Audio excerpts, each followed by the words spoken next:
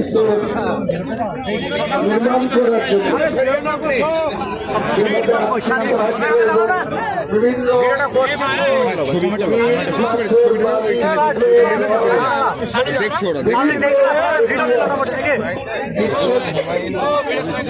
আমি যখন 1 বছর আগে এই বাবরি মসজিদ বেলডাঙ্গার কোন একটা জায়গায় প্রতিষ্ঠা করব বলেছিলাম, সত্যি আমি ভাবিনি যে বাংলার মুসলমান, মুর্শিদাবাদের মুসলমান, নদিয়া, বীরভূম, উত্তর দিনাজপুর, দক্ষিণ দিনাজপুর,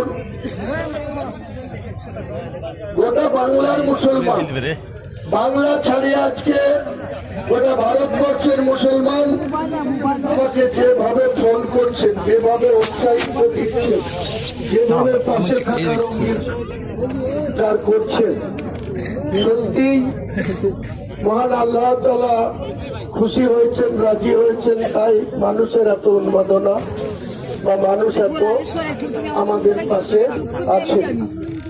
মনে রাখতে হবে এলাকার মানুষকে, মসজিদের সঙ্গে রাজনীতির কোনো সম্পর্ক নাই। এটা মুসলমান সমাজের একটা সম্মানের ব্যাপার যে 1528 সালে বাবর সম্রাট তার প্রধান সেনাপতি মীর বাকি এই বাবরি মসজিদ তৈরি করেছিল প্রায় 464 বছর আগে। তারপরে আমরা সবাই জানি আজ থেকে 33 বছর আগে 1992 সালের 6 ডিসেম্বর মাত্র 2% উগ্র হিন্দু তারা এই বাবরি মসজিদটাকে সম্পূর্ণরূপে দিনের আলোয় ভেঙে দিয়ে উল্লাস প্রকাশ করেছিল। সেই উল্লাস আজও তারা অব্যাহত রেখেছে। মাত্র 2%, সবাই নয় কিন্তু।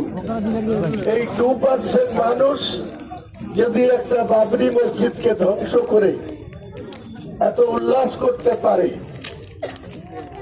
ভারতবর্ষে 40 কোটি মুসলমান আছে, আমরা বাংলায় 37% মুসলমান আছি। আমাদের আগামী দিনে কিন্তু এই মসজিদকে সম্পূর্ণরূপে তৈরি করতে 3 বছর টাইম লাগবে। আমি আগেই বলেছি বাবরি মসজিদের সঙ্গে রাজনীতির কোনো সম্পর্ক নেই, আগামী দিনেও থাকবে না।